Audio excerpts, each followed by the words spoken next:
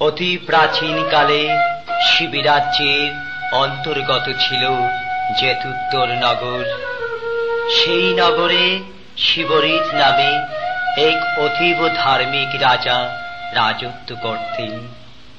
রাজা শিবরিতের সঞ্জয় নামে এক সুযোগ্য পুত্র ছিল।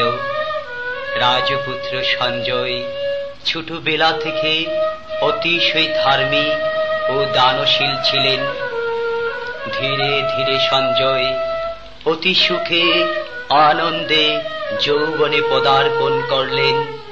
রাজা শিবরিতের ইচ্ছানুযায়ী রাজকুমার সঞ্জয় মদ্র রাজ্যের সুন্দরী কন্যা কুমারী পৃষতির সাথে যথাসময়ে বিবাহ বন্ধনে আবদ্ধ হন এবং পিতার নির্দেশ ক্রমে জেতুত্তর নগরে সঞ্জয় রাজা হিসেবে সিংহাসনে আরোহণ করলেন।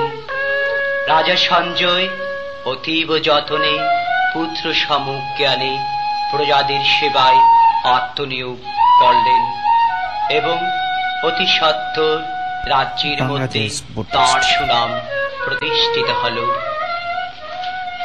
জেতুত্তর নগরে সুখে বাস করে সঞ্জয়ী নামেতে রাজা। জেতুত্তর নগরে সুখে বাস করে সঞ্জয়ী নামেতে রাজা।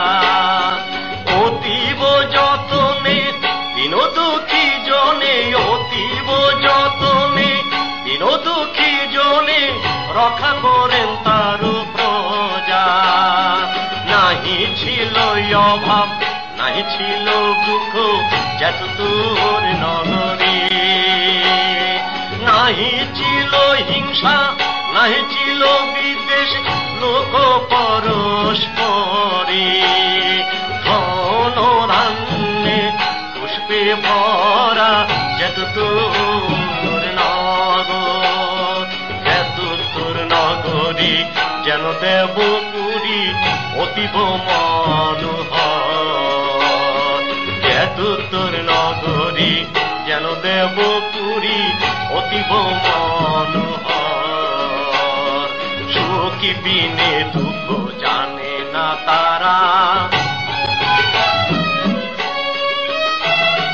জেতুত্তর নগর অধিবাসীরা সুখী বিনে দুঃখ জানে না তারা।